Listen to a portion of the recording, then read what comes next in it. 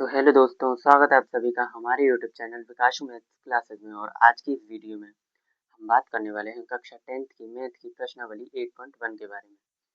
तो देखिए, स्टार्ट करते हैं क्वेश्चन नंबर 1। क्या कह रहा है देखिए, त्रिभुज ए बी सी में जिसका कोण बी समकोण है, ए बी बराबर 24 सेंटीमीटर दिया है और बी सी बराबर 7 सेंटीमीटर दिया है। ठीक है, निम्नलिखित का मान ज्ञात करना है।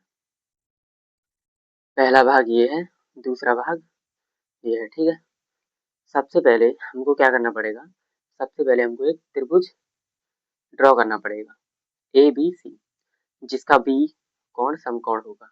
समकोण का मतलब 90 डिग्री का होगा। ठीक है, तो बी कोण मैंने बी क्या बना दिया, मैंने समकोण बना दिया।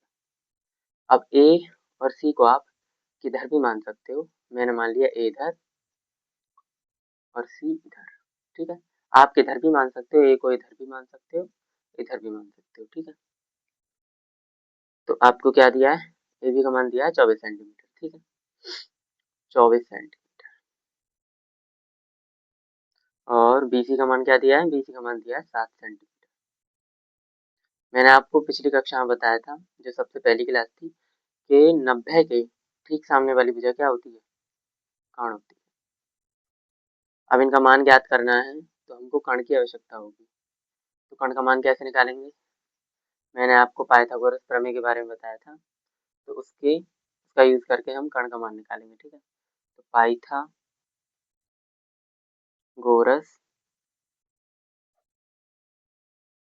प्रमेय से क्या बताई थी, पाइथागोरस प्रमेय कर्ण का वर्ग बराबर आधार का वर्ग प्लस लंब का वर्ग। आधार हमारे पास क्या है यहाँ पर, 7 सेंटीमीटर। लंब क्या है, 24 सेंटीमीटर। कर्ण क्या है हमारे पास, ए सी।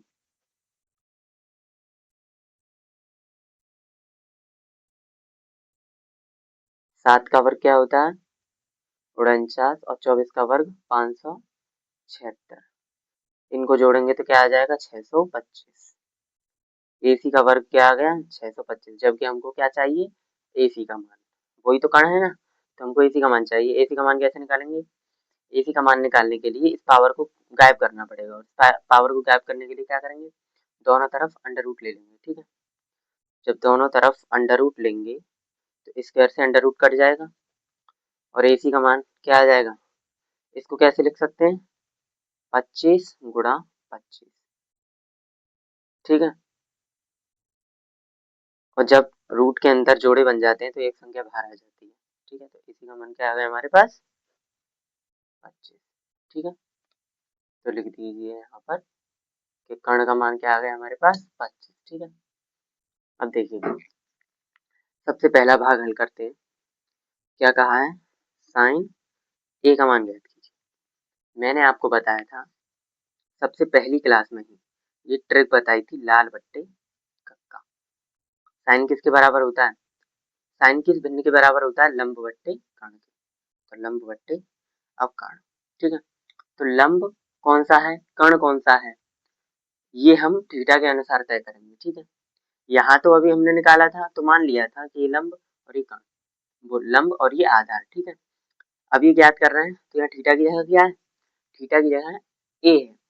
तो ए कोण के अनुसार हम तय करेंगे कि लंब कौन है और आधार कौन है।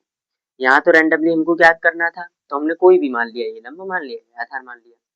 ठीक है, यहाँ अब वैल्यू ज्ञात करनी है तो यहाँ थीटा को देखेंगे कि थीटा कौन सा है।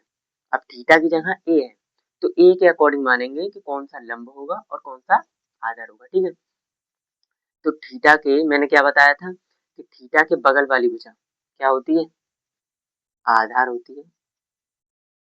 और थीटा के ठीक सामने वाली भुजा क्या होती है, लंब होती है। ये चीज मैंने आपको बताई थी सबसे पहली क्लास में, है ना। तो देखिए, ये लंब हो गई, तो लंब का मान कितना दिया, 7।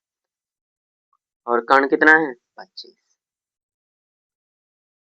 साइन ए का मान ये आ गया। ठीक है, कॉस ए का मान देखिए कॉस की वैल्यू, कॉस की भिन्न कौन सी होती है, आधार बट्टे कर्ण। मैंने आपको बताया था कि ये साइन की होती है, ये कॉस की होती है और ये टेन की होती है। ठीक है, तो कॉस की क्या होती है, आधार बट्टे कर्ण। आधार का मान क्या है, देखिए यहाँ भी कौन, थीटा, थीटा की जगह क्या है ए, तो ए के अकॉर्डिंग ही लेंगे कि लंब कौन है और आधार कौन है। ठीक है, तो यहाँ आधार का मान क्या दिया है, आधार का मान है यहाँ 24। ठीक, और कर्ण का मान कितना है, 25।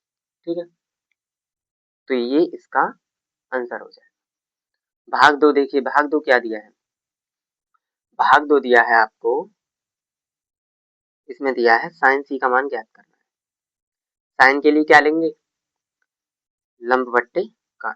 साइन के लिए क्या लेंगे, लंब बट्टे कर्ण। ठीक है, अब देखिए गौर से देखिए, थीटा की जगह है अब सी आ गया, यहाँ क्या हुआ, कोण चेंज हो गया। अब कोण चेंज हो गया तो कोण के हिसाब से आधार और लंब भी चेंज हो जाएंगे। देखिए अब यहाँ कोण क्या एज्यूम कर रहे हैं हम, कोण ले रहे हैं हम सी, ये सी। ठीक है, कोण की जगह क्या है यहाँ सी, तो अब इस कोण की अनुसार, अब इस कोण के अनुसार देखेंगे कि आधार कौन है और लंब कौन है। ठीक है, तो कोण की बगल वाली भुजा क्या होती है, आधार, तो अब ये क्या हो जाएगा, आधार। और कोण के ठीक सामने वाली भुजा कौन सी होती है, लंब, तो अब जो हो जाएगा लंब। ठीक है, तो ये अब के अनुसार नया है, आधार और ये लंब। ठीक है, तो लंब का मान क्या है 24, कर्ण का मान क्या है 25। ये हो गया उत्तर। अब देखना है कॉस सी, कॉस सी किसके बराबर, कॉस किसके बराबर होता है, आधार बट्टे कर्ण। अब सी एंगल के लिए आधार कौन है, आधार है 7 सेंटीमीटर, 7, कर्ण क्या है 25। ये इसका उत्तर हो जाएगा। तो हमारा क्वेश्चन नंबर 1 होता है कंप्लीट।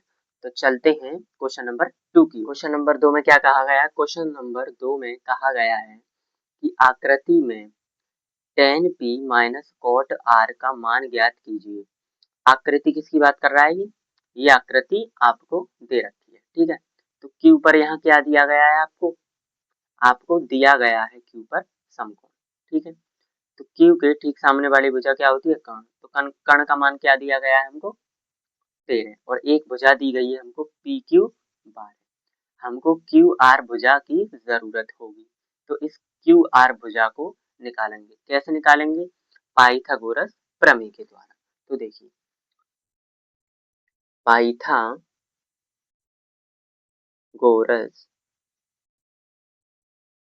प्रमेय से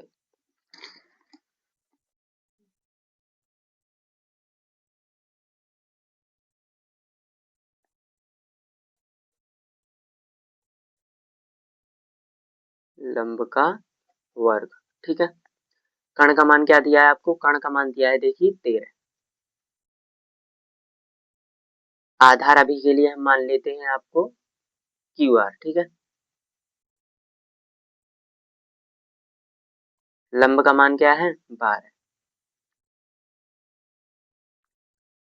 13 का वर्ग क्या होता है 169, क्यू आर का वर्ग ऐसा का ऐसा प्लस 12 का वर्ग क्या होता है 144। अब देखिए 144 को पक्षांतर करके इधर लाएंगे तो क्या होगा 169 माइनस 144 बराबर क्यू आर का वर्ग। जब इसको इसमें से घटाएंगे तो हमारे पास 25 बचेगा, क्यू आर का वर्ग। तो क्यू आर का वर्ग किसके बराबर आ गया 25 के बराबर, जबकि हमको क्या चाहिए, हमको चाहिए क्यू आर, ये वाली भुजा चाहिए। तो इसको निकालने के लिए हम क्या कर देंगे, दोनों तरफ रूट, स्क्वायर से रूट खत्म हो जाएगा। 25 का स्क्वायर रूट क्या होता है 5 गुणा 5, जब करेंगे अंडर रूट के अंदर, तो जब अंडर रूट के अंदर जोड़े बन जाते हैं तो मैंने क्या बताया था आपको कि एक संख्या बाहर आ जाती है, ये इसका उत्तर होता है। ठीक है, तो क्यू आर की वैल्यू क्या आ गई हमारे पास 5 आ गई। ठीक है, अब हम क्या करेंगे, अब हम इसका मान ज्ञात करेंगे जो हमसे निकल पा रहा है, tan p minus cot r। ठीक है, सबसे पहले तो tan p का मान ज्ञात कर लेंगे। ठीक है, tan p का मान ज्ञात करने के लिए देखिए मैंने आपको क्या बताया था, एक ट्रिक बताई थी मैंने आपको, लाल बट्टे कक्का। तो tan की भिन्न क्या होती है? tan की भिन्न होती है लंब बट्टे आधार। तो लंब बट्टे आधार। अब लंब कौन होगा और आधार कौन होगा, ये डिसाइड करेगा हमारा कोण। कोण क्या दे रखा है? P। तो P के अनुसार P के बगल वाली भुजा क्या होगी? आधार। और P के ठीक सामने वाली भुजा क्या होगी? लंब। ठीक है, तो tan P का मान क्या आ जाएगा? लंब बट्टे आधार। ठीक है, अब देखिए cot R का मान। cot R का मान, cot की भिन्न क्या होती है? देखिए sin की भिन्न ये है, cos की ये है, tan की ये है। tan की भिन्न होती है लंब बट्टे आधार और cot tan का व्युत्क्रम होता है, मैंने आपको बताया था। तो cot की भिन्न है लंब बट्टे आधार, तो cot की भिन्न क्या हो जाएगी? आधार बट्टे लंब, क्योंकि tan का व्युत्क्रम होता है कौन? cot। आधार का मान कितना है? देखिए यहाँ भी एंगल R है, कोण क्या है यहाँ? यहाँ कोण R है। देखिए यहाँ कोण R है, तो कोण R के अनुसार कोण के बगल वाली भुजा कौन हो जाएगी? आधार। कोण के ठीक सामने वाली भुजा कौन हो जाएगी? लंब। ठीक है, तो देखिए आधार का मान कितना दिया है? आधार का मान है आपके पास इसके अनुसार 5 और लंब का मान कितना है? 12। देखिए कोण R के अनुसार आधार ये होगा और लंब ये होगा, तो हमने वैल्यू पुट कर दी। अब हम इसका मान निकालेंगे। ठीक है, तो tan P minus cot R की हमको वैल्यू निकालनी है। तो tan P की जगह tan P का मान रख दीजिए 5/12 माइनस cot R की जगह cot R का मान रख दीजिए, तो 5/12 प्लस का 5/12 और माइनस का 5/12 कट जाएगा और उत्तर क्या आ जाएगा?